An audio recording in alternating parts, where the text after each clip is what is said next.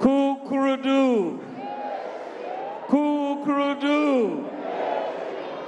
Kukurudu.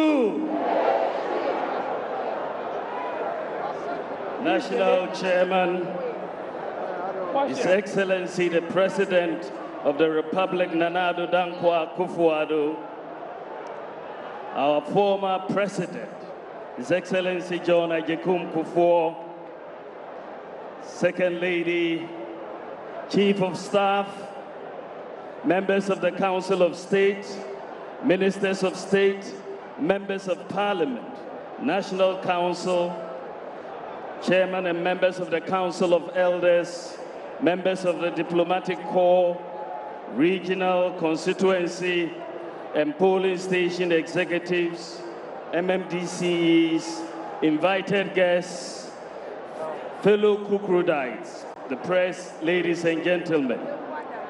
Today is indeed a great day for the new patriotic party. It is a day for us as a party to meet together in unison in fulfillment of our constitutional obligation to gather around and take stock of our past while strategizing for the future. I am personally privileged to be part of this gathering today. I wish to thank the leadership of the party under the famous Chairman Freddie Blay, affectionately called Chairman Still Maintain, for the sterling leadership they have provided for the 3 years we have been in government. You can see all the wings of the party are revving up and are getting ready to go. And I have a clear conviction from what we can see that this party is in good shape and is poised for victory in 2020, inshallah.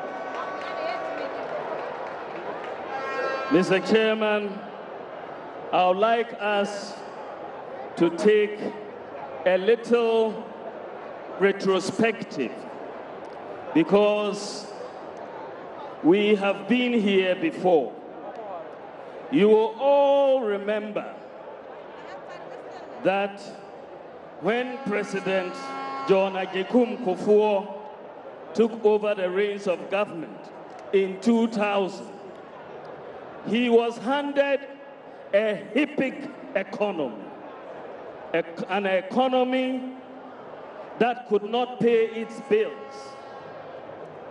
And this is the economy the NPP had to resuscitate.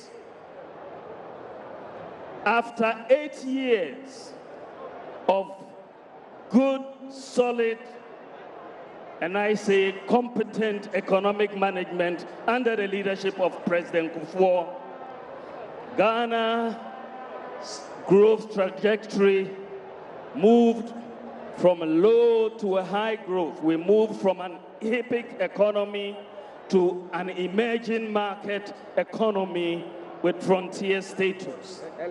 Our debt had become sustainable once again, and the economy was right on the trajectory for a major takeoff.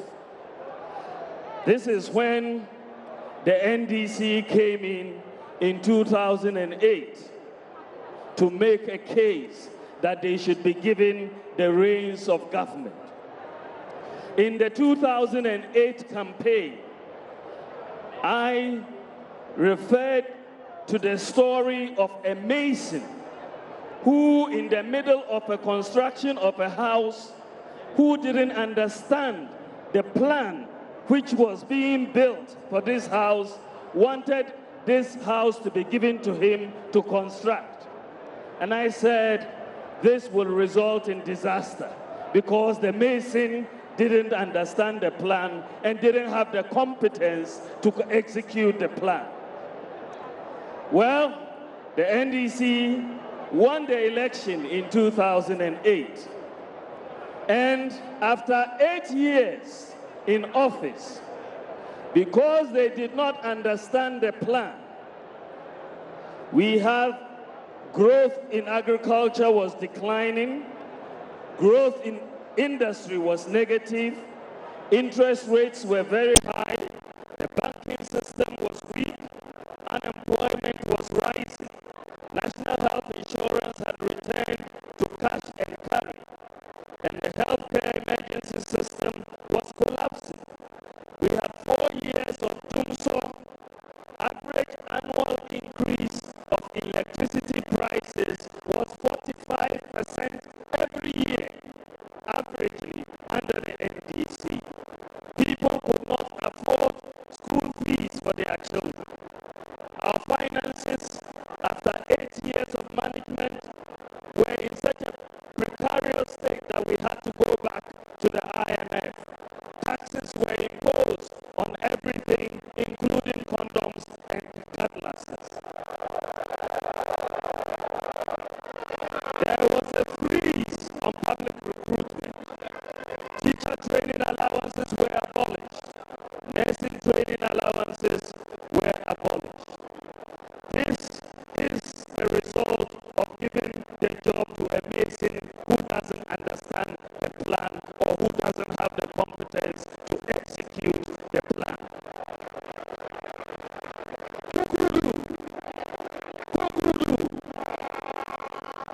So,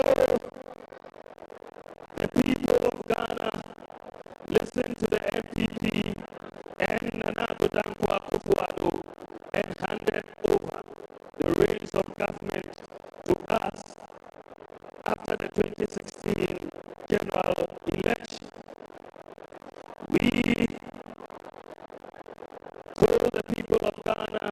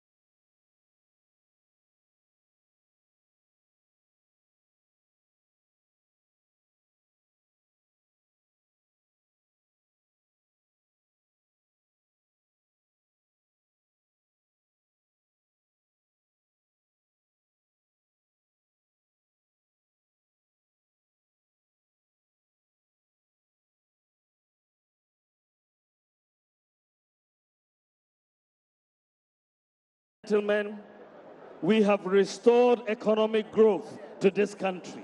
Ghana today is one of the fastest growing economies in the world for 2 years in a row. Agricultural growth is increasing 8.4%. Industry growth has moved from negative to positive. Inflation is on the decline, about half what it was when we came into office. Interest rates are on the decline. And exchange rate depreciation has been tamed. I know our opponents want to say that we have not managed the exchange rate well, but they just are not reading the data.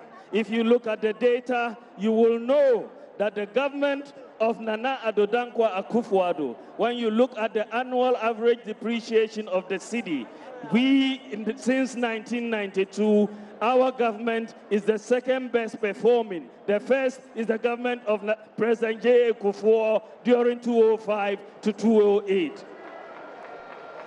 So we have seen an average annual depreciation of our currency of 8.7%. When NDC was in power between 2013 and 2016, average annual depreciation was 18%. We had 8.7, you have 18%, and you are telling us we cannot manage it well. You must be joking.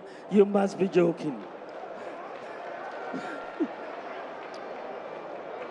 The fiscal deficit has come down, trade balance is in surplus, current account balance is improved, international reserves have increased, our sovereign credit rating has gone up. All these are indicators that show that the health of the economy, the stability of the economy has been restored. So we've moved from there and we said, okay, we are stabilizing the economy. Now we want to reduce the suffering of our people. As we said when we came into 2017 and during the campaign, so many of our people were suffering. So many of our people were suffering across the board. And we said we will reduce that suffering. And thanks to the leadership of the President, Nana Addo Dankwa Akufo-Addo, we are reducing that suffering. How are we reducing that suffering? The first thing we do is to build an economy that can create and sustain jobs. In the public sector alone, we have recruited over 350,000 people, and we are paying them. That is money in their pockets, and that is reducing the suffering. If you are unemployed and you get a job, you will see the difference between those two states. So that is one way. Teacher trainees were suffering, we've given them teacher training allowance. Nursing trainees were suffering, we've given them nursing training allowance. It was difficult to apply for a passport because you had to deal with Goro boys. Today, we have automated the process and it is no longer difficult to apply for a passport. We have reduced their suffering. Getting a driver's license, we have digitized the process. It is no longer difficult, no suffering involved to get a driver's license. To renew your NHIS membership, there is no suffering. You can sit at home, put it in your mobile phone, and you have renewed your NHIS. There's no suffering involved. Today, doomsaw is not in our lexicon anymore, and we have reduced that suffering. Today, our government is the first government in the whole of the Fourth Republic to reduce electricity prices. First government on net terms. When you look at where we were when we came in and electricity prices per kilowatt today, we are about 10% lower than where we were when we came in on average. So we are in very good shape on that. We've reduced import duties, reduced the suffering of many importers in bringing in goods by reducing import duties by 50%, and automated the process of clearing goods from the port and reduced the suffering of our importers. Even the taxes on Kaya have been abolished, and we have reduced their suffering as a result. The Zongo communities have not been left out. We are implementing policies through the Zongo Ministry and the Zongo Development to provide much-needed infrastructure in many Zongo communities to reduce their suffering. So the lack of ambulances is also being addressed by the President. We are introducing one constituency, one ambulance. And on January the 6th, the President will hand over 275 ambulances to 275 constituencies.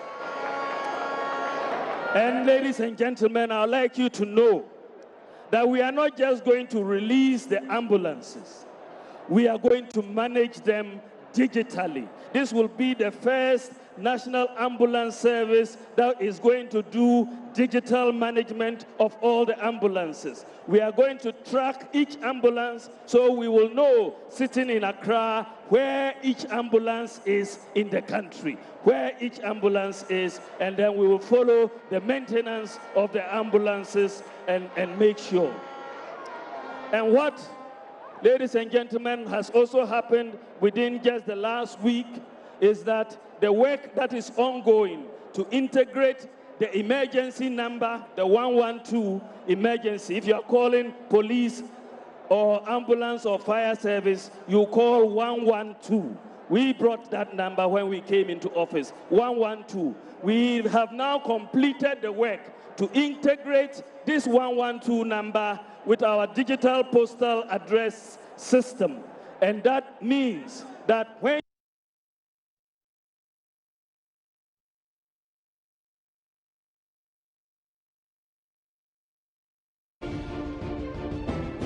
this number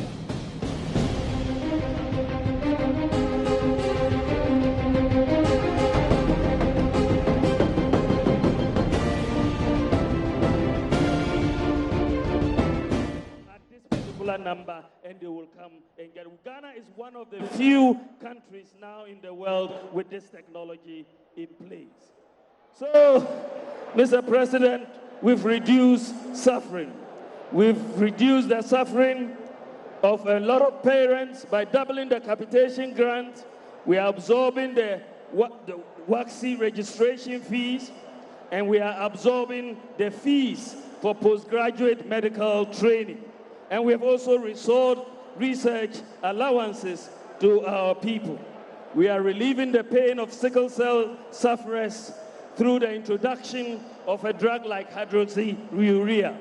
We are employing more disabled people for our toll booths. 50% of our toll booths are manned by disabled people. I could go on, but the point is that we have implemented social interventions that have reduced the suffering of our people. I have challenged the NDC.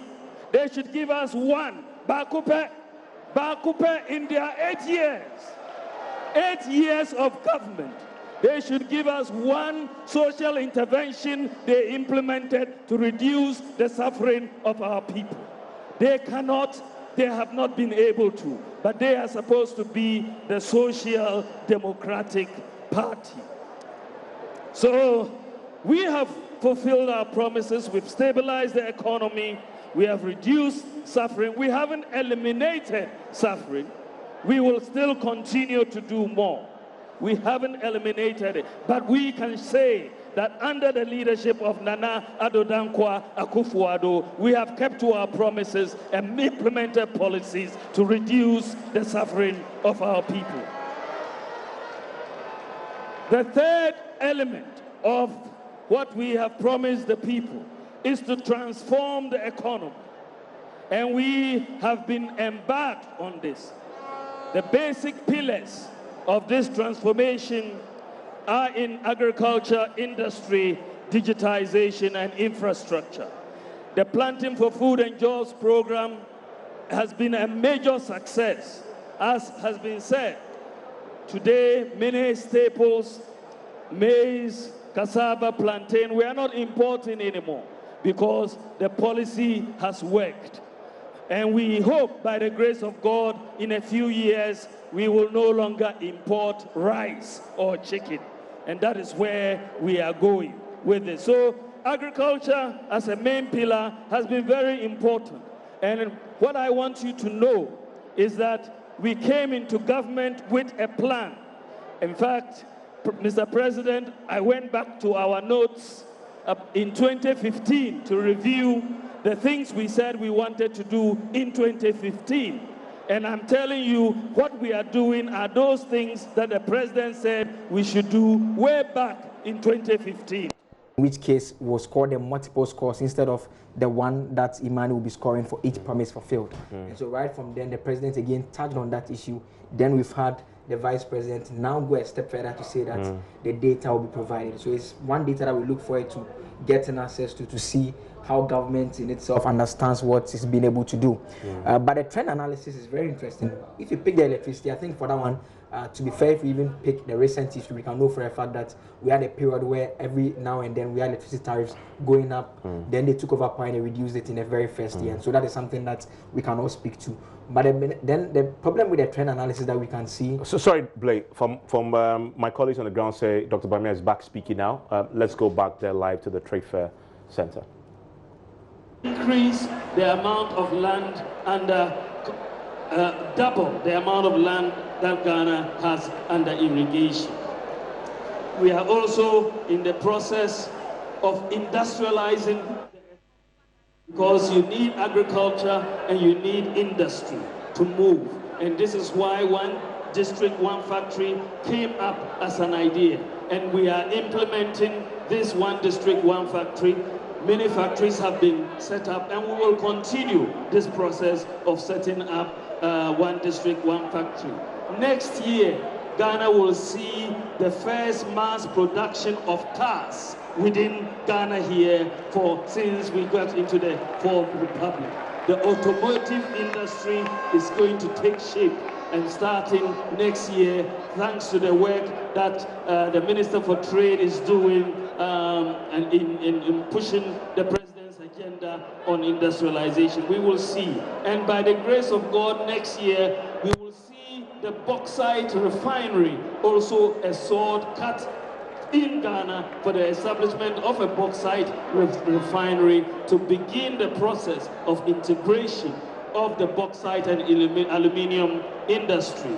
We are also pushing for the same for iron and steel to make use of our deposits in the shady area, for example, in combination with our manganese deposits.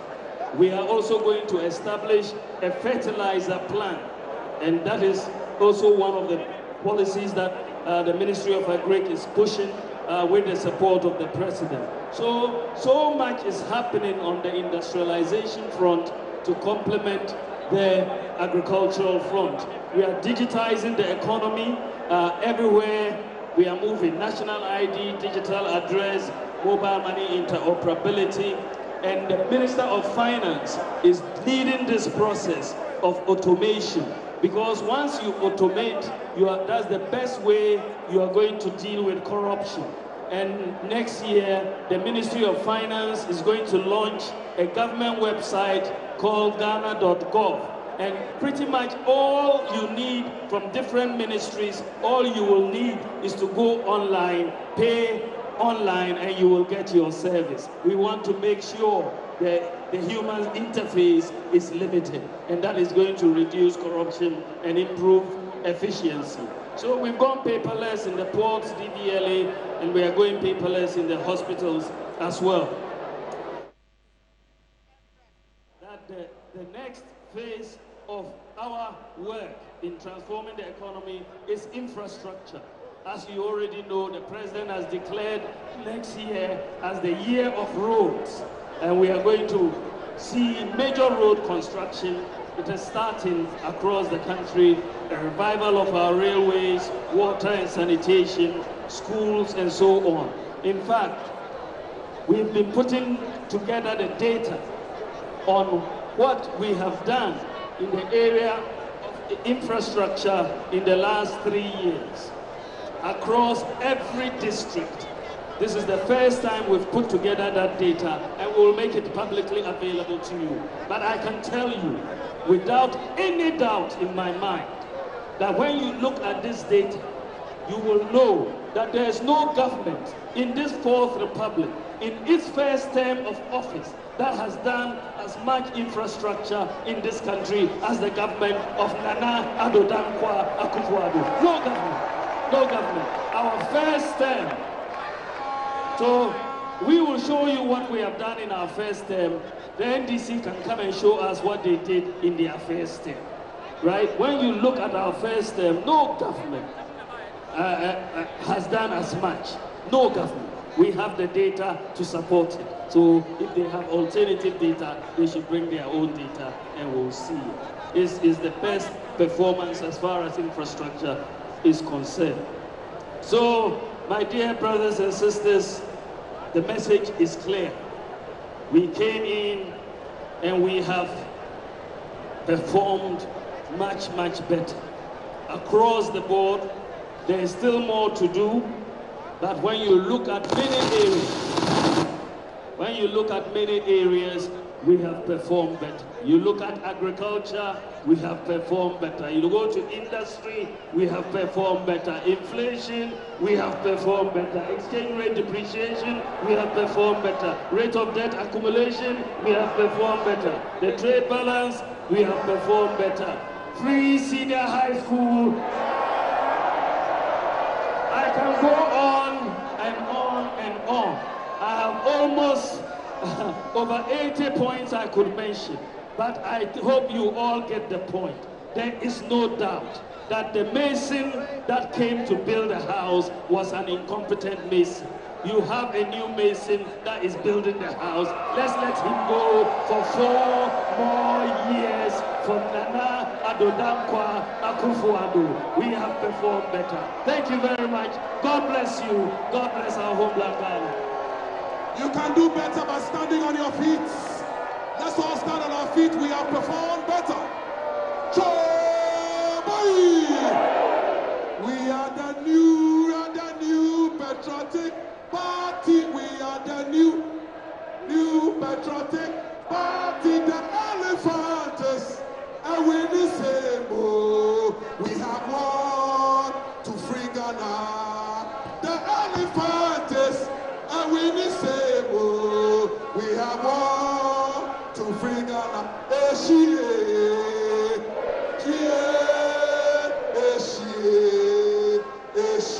Rado,